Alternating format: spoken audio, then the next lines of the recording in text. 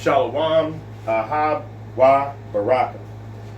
First and foremost, I want to give all praise, honor, and glory to Yahweh, Bahashim, Yahweh Shai, Waha, Rakah, Quadash, and double honors to the elder apostles, the prophets, and the teachers that rule well, that have been bringing out this 100% truth for the last 30 plus years.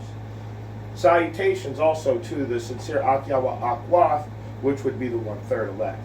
All right, let's get right into it. I don't even know what I'm bringing out today. In fact, I'm not even going to open up this book right now. I'm going to give a testimony because about a year and a half ago, I had a dream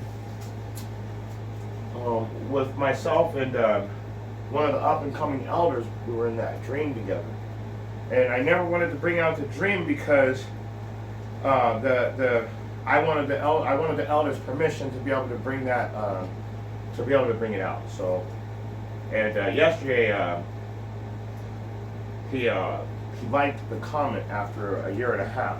So I felt like the Most High, like all of a sudden this flash came across me.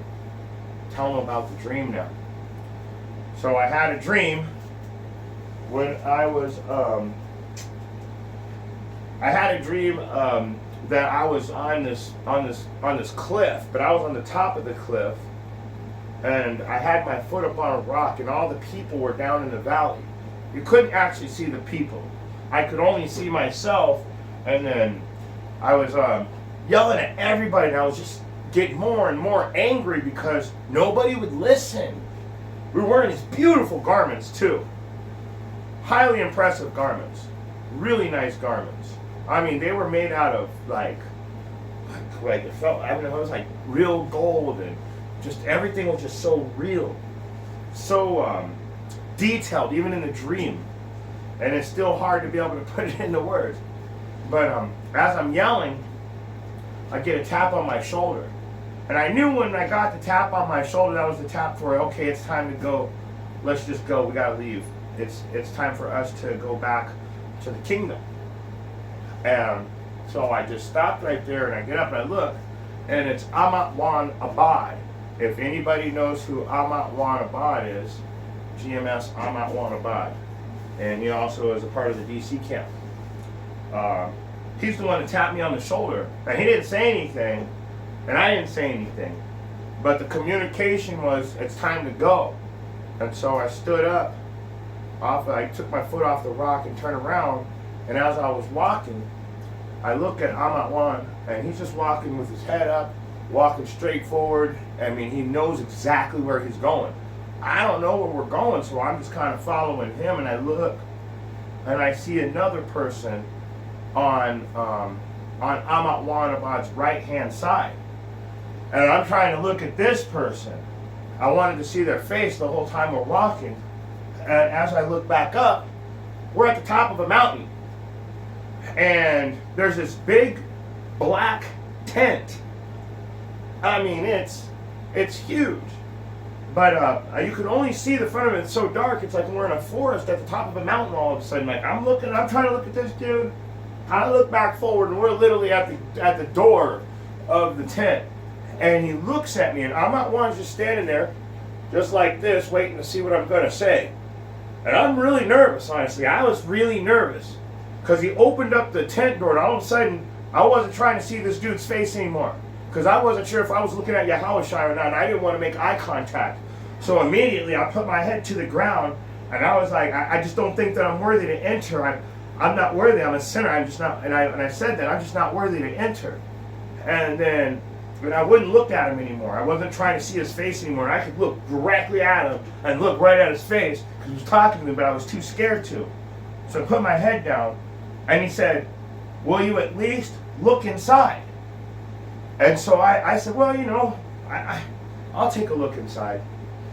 And I looked, and as soon as I looked inside of the door, I was inside of the tent, and there was angels, and there was the 144,000 already seated at the tables, and I was like one of the last people coming in with Amat Wan Abad. I was literally looking for my seat.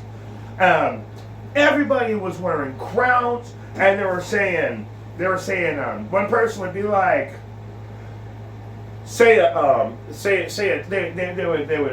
they'd give out a toast, and then at the end of the toast they'd say Yahweh Shem Yahweh Shai, and then all the men are like, and all these angels, but they were men too, but they were dressed differently. They were wearing different garments, and they were dancing around, doing all these dance moves. But the guys that were sitting down were dressed. Some of them were dressed like the angels, and some of them were dressed like me.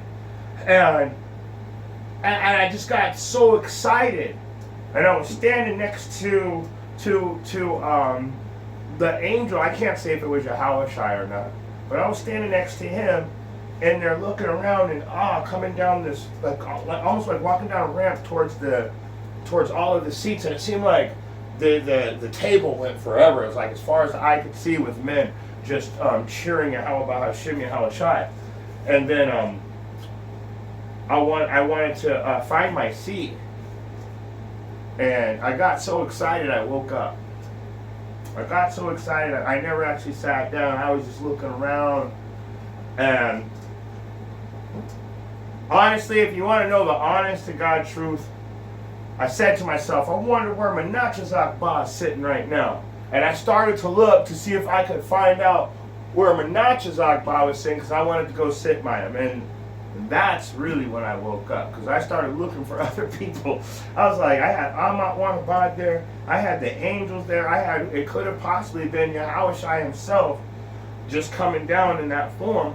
And I'm out here looking for my other brothers. That's the first thing I did. I started looking for the other brothers that I've studied with and under in the past. And when I got that excitement, I actually woke up.